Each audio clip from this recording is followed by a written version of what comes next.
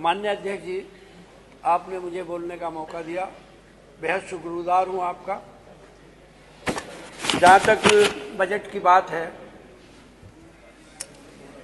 हर बार का बजट ही अच्छा बजट होता है बजट पे और सबसे बड़ा बजट होता है। बस उसके बारे में मुझे इतना कहना है कि मैंने जो बजट देखा है पश्चिम के लिए और खास तौर से मेरठ के लिए कोई खास योजना उसमें है नहीं। जहां तक अपने मेरे क्षेत्र का मामला है, माननीय मंत्री जी यहाँ पर बैठे हैं, स्वास्थ्य मंत्री जी। हाँ, वो तो मंत्री जी कह रहे हैं अच्छे दोस्त हैं। हाँ, इसमें क्या शक है। मैं हमारे यहाँ हमारी सरकार में माननीय हमारे नेता आदरणीय अखिलेश यादव जी ने एक 50 बेड का हॉस्पिटल बनवाया। कई समस्याएं हैं, कल मैंने इसके विषय में आपको व्यक्तिगत तौर पर मंत्री जी को लिख के दिया था। लेकिन आज की तारीख में जो सबसे बड़ी समस्या है उसकी बराबर में कूड़ा घर बन गया और वहां पर जिंदगी जो डॉक्टरों की उनका रहना और मरीजों का वहां पर इलाज कराना दूभर हो गया। बार बार कहने के बावजूद भी समस्या का निराकरण नहीं हो रहा है। एक तो ये उसकी समस्या है और एक समस्या और है जो पूरे जनपद की है।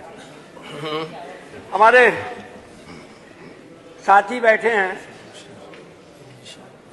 एक वो शेर है कि मैयारे जिंदगी के उठाने के शौक ने किरदार पस्तियों से भी नीचे गिरा दिया। क्या नाम है? आप स्मार्ट सिटी बनाने के लिए चले थे। अब मेरठ की स्मार्ट सिटी जहां से शुरू होती है वो दक्षिण विधानसभा है और जहां से खत्म होती है वो कैंट विधानसभा है। दक्षिण विधानसभा में घुसते के साथ ही स्वागत होता है कूड़े के अंबार से, गंदगी से, और निस्तारण उस कूड़े का हो नहीं रहा। बार बार कई बार ये बात भाजपा के साथियों ने भी कही और पुरानी मांग भी है कि कूड़े के निस्तारण के लिए कोई काम, अभी सुना है कि कोई प्लांट लग रहा है, कब लगेगा, क्या होगा। आज की स्थिति में वहां निकलना, उसमें रहना, उसमें दूभर हो गया। ये वहां की समस्या है। अब दूसरी तरफ अगर कैंट की तरफ चलो, परीक्षकगढ़ रोड पर जाऊं, वहां भी यही समस्या है। आप शहर का कूड़ा तो निकाल रहे हो लेकिन उसके निस्तारण की कहीं कोई व्यवस्था नहीं हो रही। हमारे यहां अपने मेरे गृह जनपद में, गृह नगर, उसमें अपने गांव में, टाउन एरिया में तालाब से पानी निकासी के लिए तकरीबन 65 लाख रुपए इनको सरकार ने दिए थे। 12वें वित्त में आए थे। 1.5 साल के करीब हो गया है। उसमें बार बार कहने के बावजूद भी उस तालाबों का पानी नहीं निकल पा रहा। पैसा भी है, पता नहीं किस गति से ठेकेदार काम कर रहे हैं। कहा भी जाता है मगर कोई असर होता नहीं है। वो मेरी आदत नहीं कि मैं किसी समस्या को लेकर कहीं धरने प्रदर्शन की बात करूं। बार बार आग्रह करने के बाद भी पानी नहीं निकल पा रहा। एक अभी आपका रोड बना है, इस पर काम चल रहा, प्रयागराज यमुना एक्सप्रेस वे। उसके बनने पर किछोर में एक तालाब का पानी अवरुद्ध हो गया। सैकड़ों एकड़ जमीन जिसमें पानी भरा हुआ है, किसान जो है वो परेशान है। पानी के वजह से कई फसल जो है वो अब तक उसकी बो नहीं पाए। कहा जाता है, जिले में कहा जाता है, डीएम से कहा जाता है, वो कहते हैं कि ये हापुड़ जनपद का मसला है क्योंकि पानी की निकासी जो नाला है वो हापुड़ क्षेत्र में पड़ता है, हापुड़ जनपद में पड़ता है। मैं आग्रह करूंगा माननीय मंत्री जी से, माननीय अध्यक्ष जी ने कहा भी था कि इस विषय पर मैं बात करूंगा, माननीय मंत्री जी को अवगत कराऊंगा। तो तालाब का पानी इधर का भी नहीं निकल पा रहा, उधर का भी नहीं निकल पा रहा। एक समस्या और है, आपने एक्सप्रेस वे का अधिग्रहण के लिए जमीन ले ली, किसानों को कोई आपत्ति नहीं हुई। अब आप कॉरिडोर के नाम पर जमीनों का अधिग्रहण कर रहे हैं। हमारे क्षेत्र में कई गांव हैं जिनकी 500 एकड़ के करीब जमीन अधिकृत हुई है।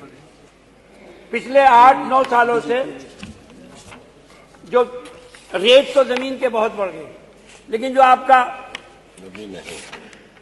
स्थानीय जो रेट है, जो किसानों को सर्किल रेट है, वो ना बढ़ने की वजह से ग्राम गोविंदपुरी के हैं, छतरी के हैं, खड़खड़ी के हैं, खरकौदा कौल मार्ग पर अभी इसमें भी नहीं। कई गांवों के लोग, हमारे मंत्री जी भी बैठे हैं, इनके सामने भी ये बात आई है। आपके माध्यम से सरकार को भी अवगत करा रहा हूं, पिछले 4-5 महीने से लगातार। समाप्त करें।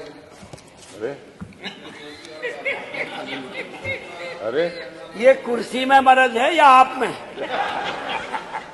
ये जो बैठे वही समाप्त की बात करें, और जब यहाँ बोल रहे थे तब ना सूझी कि समाप्ति करना। मान्य अध्यक्ष जी की तरफ से दी गई व्यवस्था है। मैं समस्या गिना रहा हूँ, मान्य अधिष्ठाता महोदय, मैं समस्या गिना रहा हूँ, भाषण नहीं दे रहा आप। मैं तो समस्या गिना रहा हूँ, मैं कोई भाषण दे रहा हूँ क्या? हैं? वहाँ जाके सब तटस्थ हो जाता है। अब ये पूरा इधर का रहता है ना उधर का रहता है। अब कल भी मान्य ये सब पूरा सदन जानता है। ने बैठक कल भी कहा ये मेरे महबूब है। तो अब अध्यक्ष जी के महबूब का माध्यम आपके से हैं तो हमारी तो गर्दन काटेंगे और क्या करेंगे। ये कई गांवों के किसानों की बड़ी गंभीर समस्या है। जो रेट वहां पर 50 लाख के आसपास है प्रति बीघा, अब वहां किसानों को 2.5 लाख रुपए मिल रहे हैं। अब कैसे किसानों का उद्धार होगा, और उस कॉरिडोर से किसान को क्या फायदा होगा?